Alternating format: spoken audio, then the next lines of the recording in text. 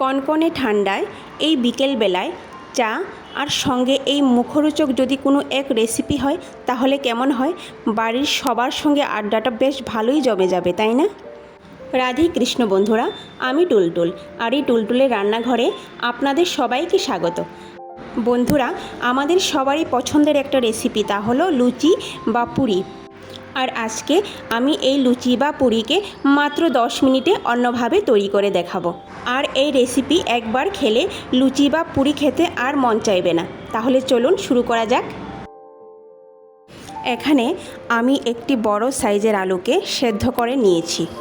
এখন একটা গ্রেটারের সাহায্যে গ্রেট করে নেব। আপনারা চাইলে এটাকে হাতেও মেখে নিতে পারেন।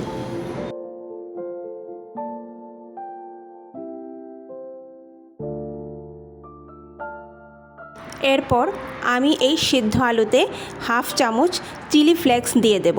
আবার এর পরিবর্তে শুকনো মরিচকে শুকনো খোলায় ভেজে একটু ক্রাশ করে নিয়ে সেখান থেকে হাফ চামচ দিয়ে দিলেও হবে। এক মুঠো ধনেপাতা কুচি করে নিয়েছি, সেটা দিয়ে দেব। স্বাদ অনুযায়ী লবণ দিয়ে দেব। 2 চামচের মতো সাদা তেল দিয়ে দেব। আমাদের পুরি যাতে মুচমুচে হয় সেই জন্য আমি এখানে 2 চামচ সুজি দিয়ে দেব। সুজিটা এখানে পুরোপুরি অপশনাল, না দিলেও কোনো সমস্যা হবে না। এখন একটু মেখে নেব। এরপর এতে অল্প অল্প করে আটা দিয়ে একটি ডো তৈরি করে নেব। সাধারণত লুচি বা পুরি তৈরি করার জন্য যেভাবে আমরা ময়দা মেখে থাকি সেভাবেই একটা ডো তৈরি করে নেব।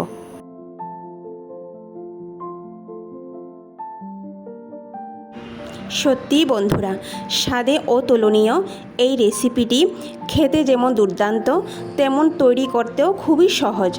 মাত্র 10 মিনিটেই তৈরি হয়ে যায়। অনেকগুলো আটা একসঙ্গে দিয়ে মাখবো না, এইভাবে অল্প অল্প করে আটা দিয়ে মেখে নেব।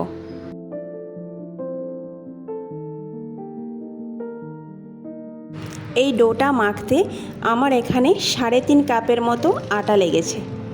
ডো মেখে কোনো রকম রেস্টে রাখার কোনো দরকার নেই, সঙ্গে সঙ্গে তৈরি করে নিলেই হবে।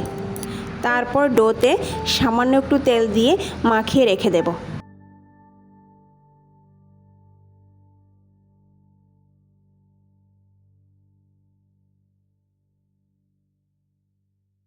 এরপর মাঝারি আকারের লিচি কেটে নেব।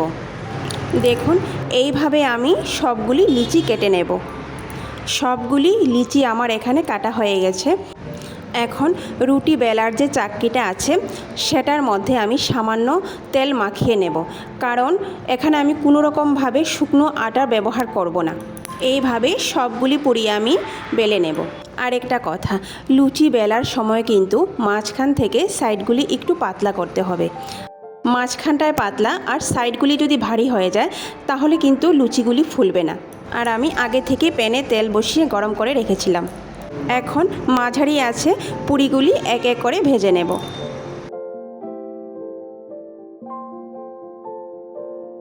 আবার পুরি ভাজার সময় কিন্তু তেল খুব বেশি গরম করা যাবে না।